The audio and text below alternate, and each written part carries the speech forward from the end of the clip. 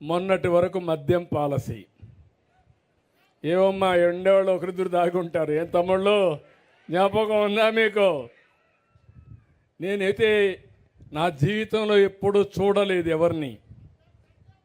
మద్యం అంతా వీళ్ళు, డిస్టిలరీస్ వీళ్ళే ఓనర్షిప్, అక్కడి నుంచి హోల్సేల్ వీళ్ళే, రీటైల్ వీళ్ళే, షాపులో అమ్మేది వీళ్ళే, కల్తీ చేసేది వీళ్ళే.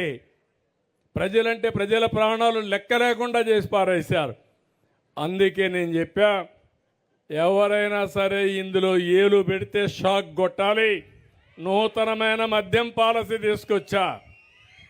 అదే సమయంలో ఆ మద్యం పాలసీలో బీసీలకు రిజర్వేషన్లు పెట్టాలని, ఎవరైతే శెట్టి బలిజ, ఈడిగా, అదే మరిగా మిగిలిన గౌడ వీళ్ళందరి కోసం 10% షాపుల్లో రిజర్వేషన్లు పెట్టిన పార్టీ తెలుగుదేశం కూటమి ప్రభుత్వం అని చెప్పి కూడా నేను మీకు తెలియజేస్తున్నా.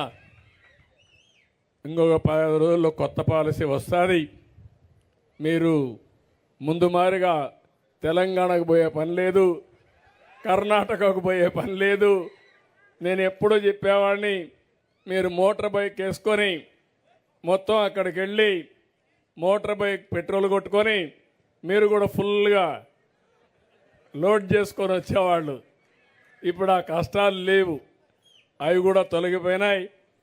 అన్ని రాష్ట్రాల్లో ఎలాంటి లిక్కర్ ఉంటుందో దానికంటే బెటర్గా ఉంటుంది తప్ప ఎక్కడా లాలూచి లేదని చెప్పి కూడా నేను మీకు తెలియజేస్తున్నా. పేదవాళ్ళందరినీ గెజెట్ ఈరోజు ఇచ్చారు. పేదవాళ్ళని నేను చూశాను. పేదవాళ్ళని ఆర్థికంగా దెబ్బతీసే విధంగా రేట్లు కూడా విపరీతంగా పెంచేశాడు. అందుకే నేను చెప్పాను, క్వార్టర్ బాటిల్ 99 రూపాయలు పెట్టమని చెప్పి ఆదేశాలు ఇచ్చాను. కనీసం తాగే అలవాటు ఉంది, కానీ డబ్బులంతా దానికి తగలేస్తే కడాన పిల్లలు చదివించాలన్నా ఇంట్లో ఖర్చులు కూడా డబ్బులు ఇచ్చే పరిస్థితుల్లో లేరు. తాగనీయకుండా చేయడం మా ఆడబిడ్డల బాధ్యత. మీకు చాలాసార్లు నేర్పించా. ఇక్కడంతా డాక్రా సంఘాలు ఉన్నారు. నేను డాక్రా సంఘాలు మీటింగులు పెట్టి చెప్పేవాడిని, భర్తని తాగనీయకుండా ఏం చేయాలో చేసే తాళం చెల్లెమ్మలో మీ దగ్గర ఉందని చెప్పేవాడిని. కానీ ఇప్పుడు కూడా మీరు తాగనీయకుండా చేయగలిగితే చాలా సంతోషం.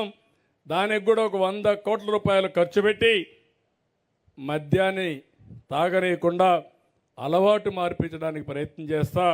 అది కూడా ముందుకు పోదామని చెప్పి కూడా నేను మీకు తెలియజేస్తున్నా.